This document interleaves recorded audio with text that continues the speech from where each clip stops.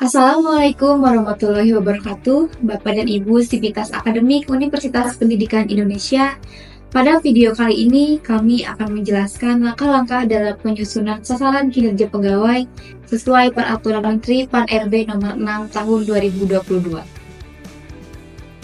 Sasaran kinerja pegawai adalah beban kerja yang harus dicapai atau dipenuhi oleh aparatur sipil negara dan merupakan salah satu komponen yang dapat dijadikan indikator keberhasilan suatu organisasi dengan dilakukannya evaluasi secara rutin sesuai dengan periode pengumpulan SKP. Studi telah menunjukkan bahwa ketika pegawai dapat melihat bagaimana yang mereka hasilkan berkontribusi untuk mencapai tujuan organisasi mereka akan merasa lebih dirangkul dan termotivasi. Maka dari itu, penting bagi pegawai untuk mengetahui apa hasil kerja yang diharapkan untuk dihasilkan, kenapa itu harus dihasilkan, dan seberapa baik suatu hasil kerja tersebut. Kemudian dalam berkinerja, perilaku juga menjadi variabel penting yang menjadi acuan.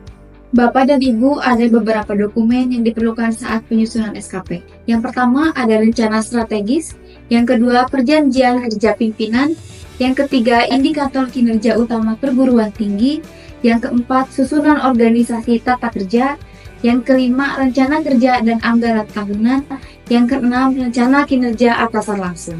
Kemudian, pimpinan melalui dialog kinerja bersama pegawainya dalam rangka penyusunan strategi pencapaian kinerja unitnya, melakukan dialog kinerja, membagi peran, dan menunjukkan ekspektasi hasil kerja yang harus dicapai sesuai dengan pembagian peran masing-masing pegawai.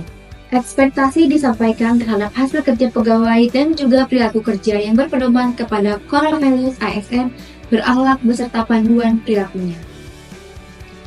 Penetapan ekspektasi hasil kerja pegawai tentunya tidak dilakukan hanya di awal tahun dan akan terus berkembang sepanjang tahun mengikuti perubahan yang dinamis.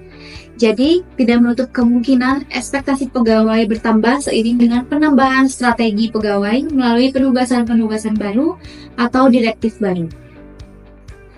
Ekspektasi tersebut diklarifikasi untuk menentukan ukuran keberhasilan atau indikator yang tepat untuk setiap hasil kerja yang dihasilkan.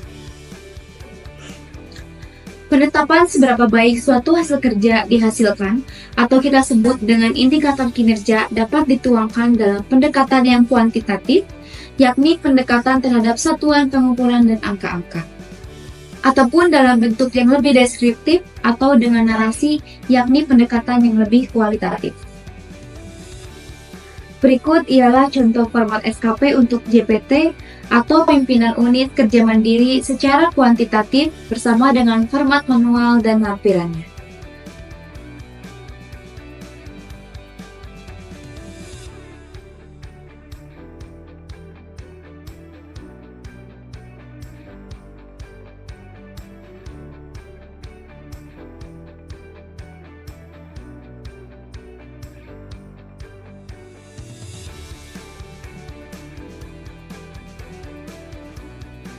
Dan berikut adalah contoh format SKP untuk jabatan administrasi, jabatan fungsional secara kuantitatif, format manual, dan lampirannya.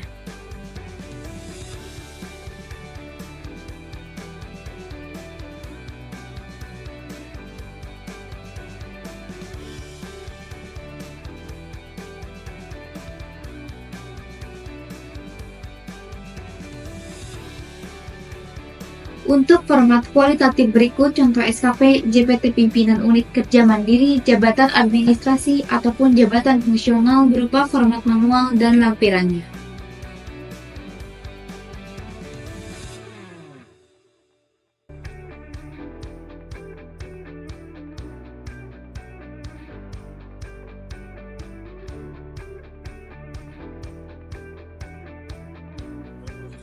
Berikut tutorial pengisi SKP pejabat pimpinan tinggi dan pimpinan unit kerja mandiri dalam format SKP kuantitatif. Yang pertama, lengkapi data organisasi atau unit kerja dan identitas pegawai. Yang kedua, tuliskan rencana hasil kerja utama indikator kinerja individu target dan perspektif pada form. Yang ketiga, pisahkan antara hasil kerja utama dan tambahan.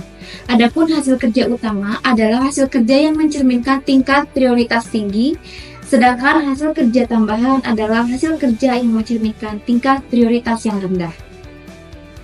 Yang keempat, tuliskan ekspektasi khusus jika ada terhadap perilaku kerja yang diharapkan pimpinan kepada pegawai.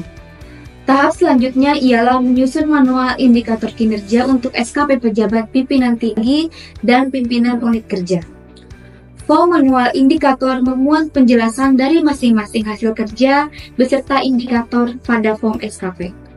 Tahap berikut adalah menyusun strategi pencapaian hasil kerja. Terdapat dua panduan strategi yang dapat digunakan, yakni melalui cascading direct dan cascading non-direct. Kemudian, pembagian peran berdasarkan strategi pencapaian hasil kerja dituangkan dalam matriks peran hasil. Matriks pembagian peran dan hasil pegawai dibutuhkan untuk membagi peran berdasarkan pencapaian hasil kerja yang telah disepakati melalui dialog kinerja antara pimpinan dan pegawai, sehingga akan teridentifikasi siapa yang akan melakukan apa, beserta hasil apa yang harus dihasilkan. Matriks terdiri dari nama pegawai, jabatan, dan kolom penjelasan terhadap outcome produk ataupun layanan yang dihasilkan pada unit kerja. Tahapan selanjutnya ialah menetapkan jenis rencana hasil kerja.